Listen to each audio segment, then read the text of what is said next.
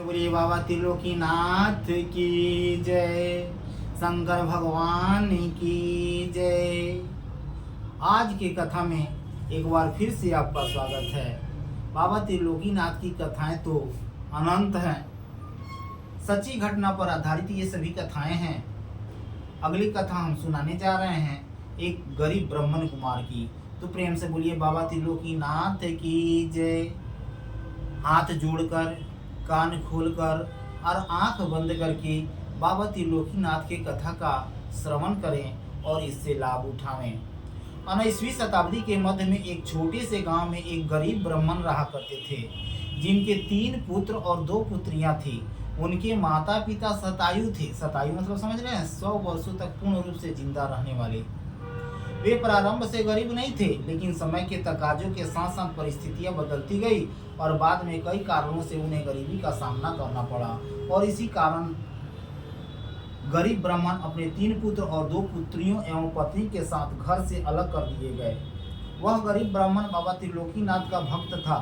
बाबा त्रिलोकीनाथ अपने भक्तों की परीक्षाएं कई रूपों में लिया करते हैं। ये सब यातनाएं उनके परीक्षा का ही तो परिणाम था। इसी बीच उस ब्राह्मण का आंख अंधा हो गया, लेकिन वह ब्राह्मण अपने देव भक्ति से मुख नहीं मोड़ा। वह प्रतिदिन के जैसे सुबह जगता था और अपने नित्य क्रिया के पश्चात अपने बाबा भक्ति में लीन हो जाया करता था और बार बार यह कहकर रोता था कि देव, आपने ये क्या किया? मेरे बच्चों को कौन देखेगा?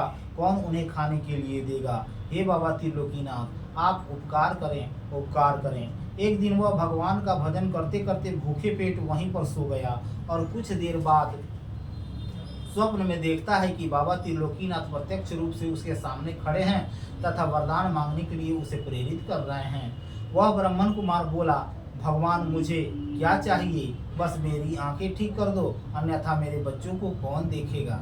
यही कह कर हमेशा रोता था।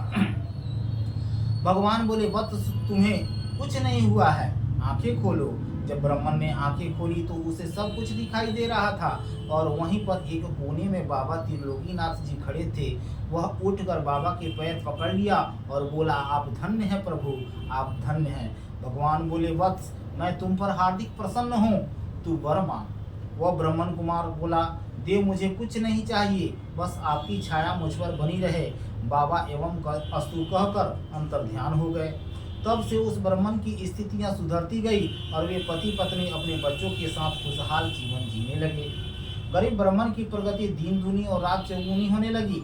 इस कारण आसपास के सभी लोग उनसे मिलने के लिए आते रहते थे। वह ब्राह्मण नित्य सुबह उठकर बाबा त्रिलोकीनाथ की दीक्षाएं सबको देता था। सब लोग उसका पालन किया करते थे, जिस कारण उसकी भी प्रगति नित्य होने लगी। ब्राह्मण कुमार के 3 पुत्र भी पिता के कथनानुसार किया करते थे, जिससे वे नित्य प्रगति के पथ पर बढ़ते रहे और सफलता उनकी कदम चूमी। एक बार बाबा पुनः ब्राह्मण के घर शाम के समय भिखारी का रूप धारण करके गए।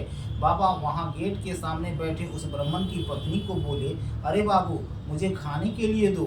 ब्राह्मण की पत्नी उस भिखारी की खराब स्थिति को देखकर उस भिखारी के लिए अत्यंत तीव्र गति से उठी और जल्द ही उस बूढ़े भिखारी के लिए उत्तम भोजन की व्यवस्था की।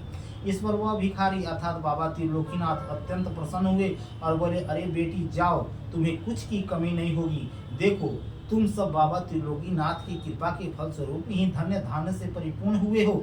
ये गाड़ी, ये बंगला आदि सब इन्हीं की कृपा का फल है। अतः तुम सबको इसके लिए बाबा त्रिलोकीनाथ की चर्चा के साथ साथ एक यज्ञ का आयोजन करना होगा।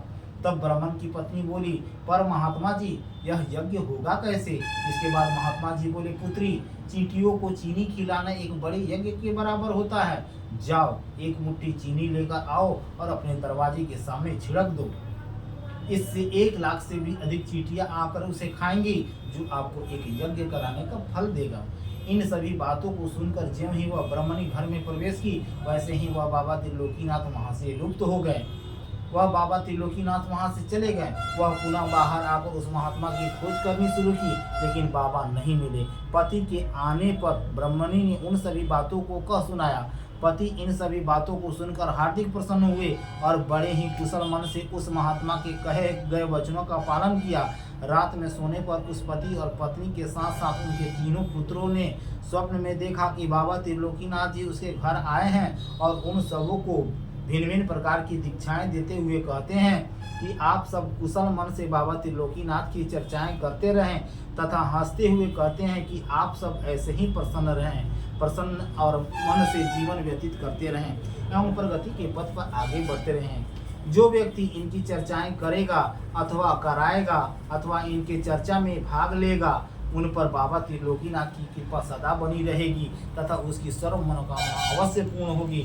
जो व्यक्ति इसमें दिए गए यंत्र को धारण करेगा वह व्यक्ति रोग मुक्त होकर सुखी जीवन व्यतीत करेगा तथा अपने प्रगति पथ पर हमेशा आगे बढ़ते रहेगा। इस यंत्र के माध्यम से बाबा त्रिलोकीनाथ सर्वदा अपने भक्त को देखते रहते हैं कि उस पर कोई संकट न आ जाए। वे सभी जब सुबह होने पर जगे तो सभी इन बातों की चर्चा एक दूसरे से करने लगे तथा उसी दिन उसी समय से वे लोग बाबा त्रिलोकीनाथ के कथनानुसार चर्चाओं को करना शुरू किया, जिससे उनका सर्व मनोकामना पूर्ण हुआ तथा सुनने वाले भी रोग मुक्त होकर प्रगति पथ पर आगे बढ़ने लगे। तो प्रेम से बोलिए बाबा त्रिलोकीनाथ की जय।